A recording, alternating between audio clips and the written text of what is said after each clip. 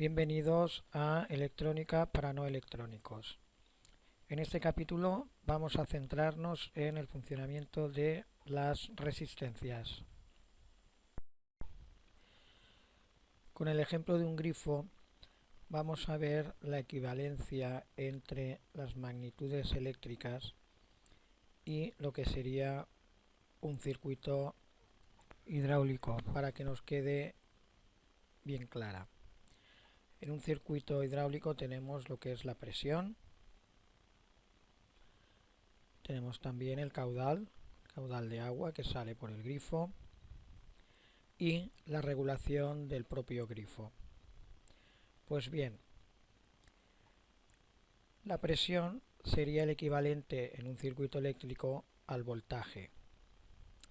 El caudal sería el equivalente a la intensidad o consumo del circuito. Y por último, el grifo sería la resistencia.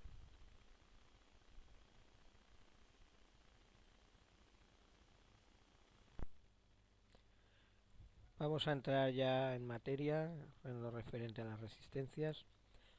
Aquí tenemos en pantalla el simulador que utilizaremos para los diversos circuitos que realizaremos. Podemos ver gráficamente la simbología que representa las resistencias, resistencias fijas, resistencias variables y resistencias también variables. Esta sería la resistencia típica que prácticamente conocemos todos, pero con la miniaturización de los dispositivos electrónicos, las resistencias que más se utilizan actualmente son estas. Son resistencias que no necesitan la perforación de la placa, puesto que están soldadas sobre la misma. Aquí tenemos también una resistencia, esta sería la resistencia de potencia. También tendríamos el típico potenciómetro, una resistencia variable con mando y en este caso sin mando. También se utiliza bastante en los circuitos modernos resistencias agrupadas. Sería este caso y este caso. Aquí he puesto el grifo que, como hemos dicho antes, pues representaría en un circuito hidráulico lo que sería la resistencia. Aquí tenemos una placa electrónica donde podemos observar lo que es una resistencia fija y también podemos observar una resistencia variable.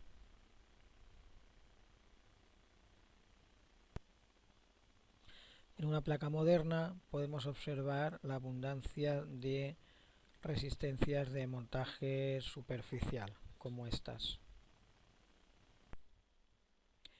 Vamos a realizar ya nuestro primer circuito para ver el funcionamiento de una resistencia como limitadora de corriente. Para ello colocamos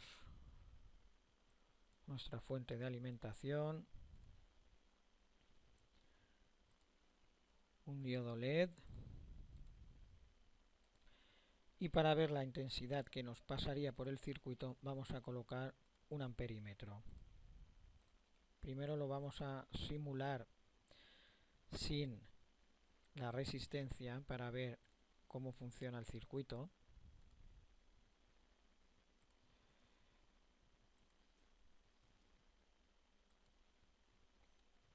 Bien, simulamos el circuito y vemos que está pasando 1 amperio. Si vemos la intensidad máxima de funcionamiento del diodo LED, que son 10 miliamperios, lógicamente si pasa 1 amperio por el circuito, este diodo LED se destruiría. Lo que vamos a hacer entonces es colocar una resistencia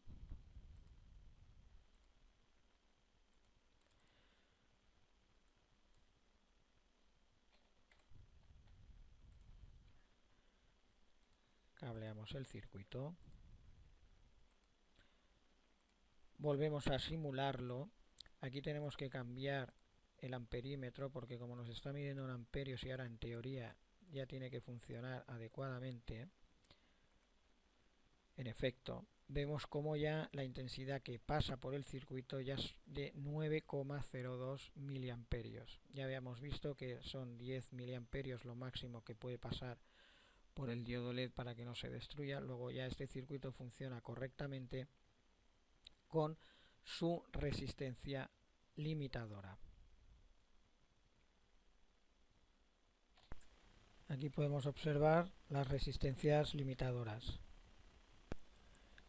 En el siguiente circuito que vamos a realizar vamos a ver la función de las resistencias como divisoras de tensión. Para ello ponemos una fuente de alimentación, pero en este caso la vamos a poner de 10 voltios.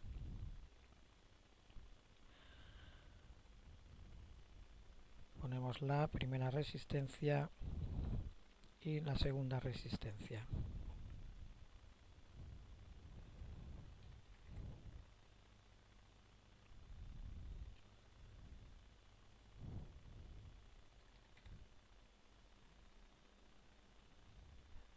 Cableamos el circuito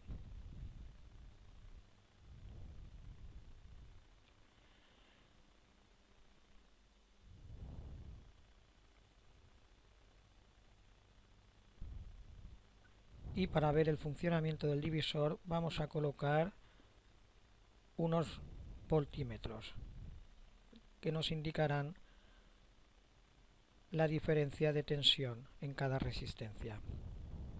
También ponemos un voltímetro para confirmar que la tensión total del circuito equivale a la tensión de la batería.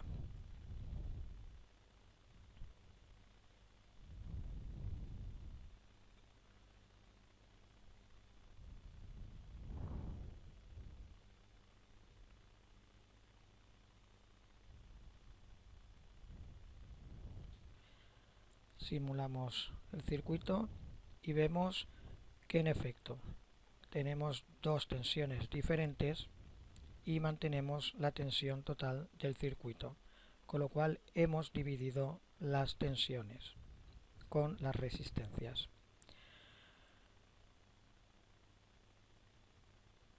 Ahora lo que vamos a hacer es añadir el circuito que habíamos realizado previamente de control de corriente para alimentar el diodo LED, pero en este caso con una fuente de alimentación que teníamos de 10 voltios.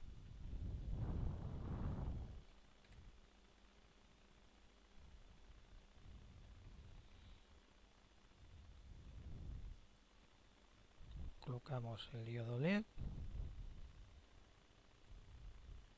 cableamos el circuito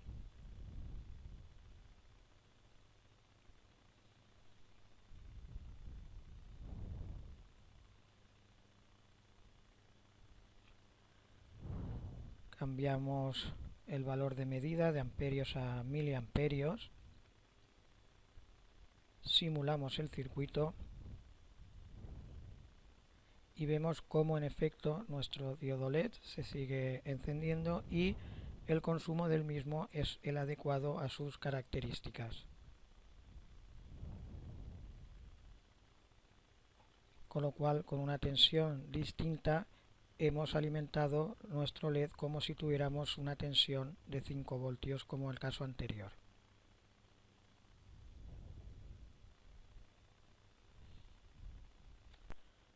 Aquí apreciamos en el circuito el divisor de tensión.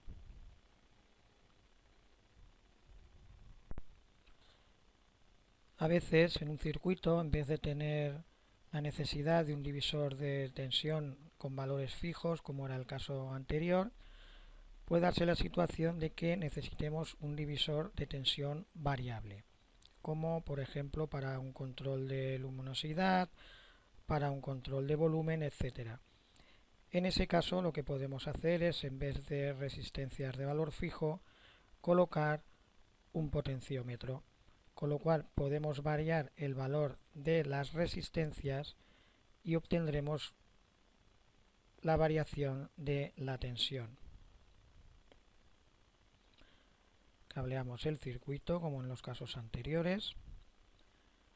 Alimentamos el voltímetro para ver la variación que se va a producir de tensión en el circuito. Lo simulamos y vemos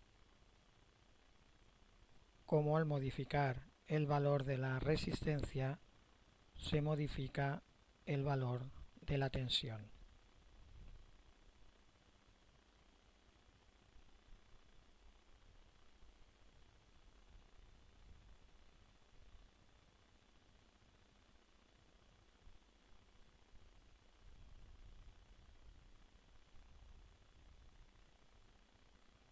Ahí lo tenemos en efecto cómo cambia la tensión.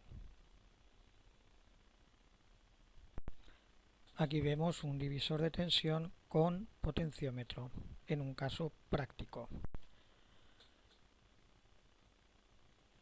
Los últimos casos de uso de resistencias que vamos a ver es en electrónica digital. En electrónica digital los equipos tienen señales de entrada y salida, todo o nada. Entonces nos encontramos en situaciones en las que un equipo electrónico, si la señal de entrada no está conectada al aire, nos puede dar errores de lectura. En esos casos lo que se hace es colocar una resistencia para forzar que la entrada tenga lectura, bien lectura activada o bien lectura desactivada. Este ejemplo que estamos haciendo ahora mismo sería un ejemplo de entrada activada. Por medio de la resistencia recibe la señal de la batería y con el pulsador conectado a masa podemos desactivar la señal.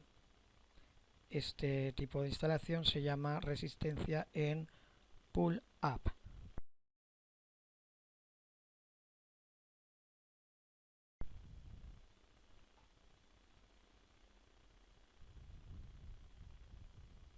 En este circuito vemos un ejemplo de resistencia en pull-up.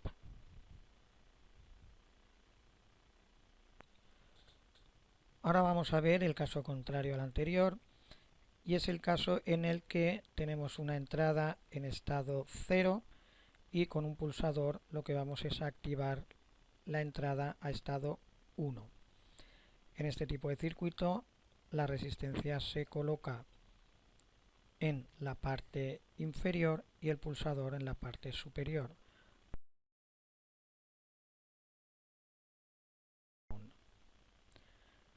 Cableamos el circuito igual que en el circuito anterior.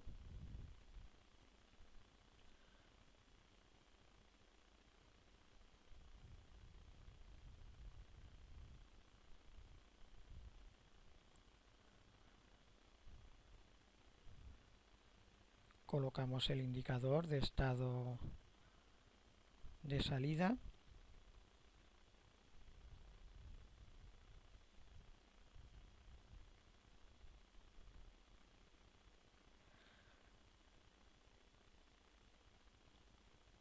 Simulamos el circuito y en este caso vemos que la salida está a nivel 0 y cuando pulsamos pasamos a nivel 1.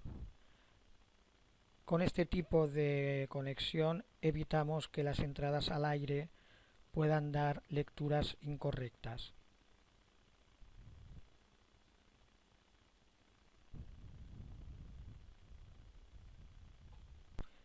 Aquí vemos un circuito con resistencia en conexión pull-down.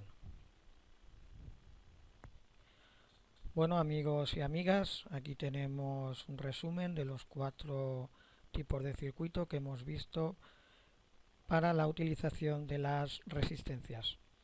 Por supuesto, existe otro tipo de circuitos en los que se aplican también las resistencias. Lo único que, como van asociados a otros componentes, los he dejado para más adelante y en este caso quería restringir únicamente al uso de la resistencia pura. Muchas gracias por vuestra atención y os espero en el siguiente capítulo, que hablaremos de las resistencias variables.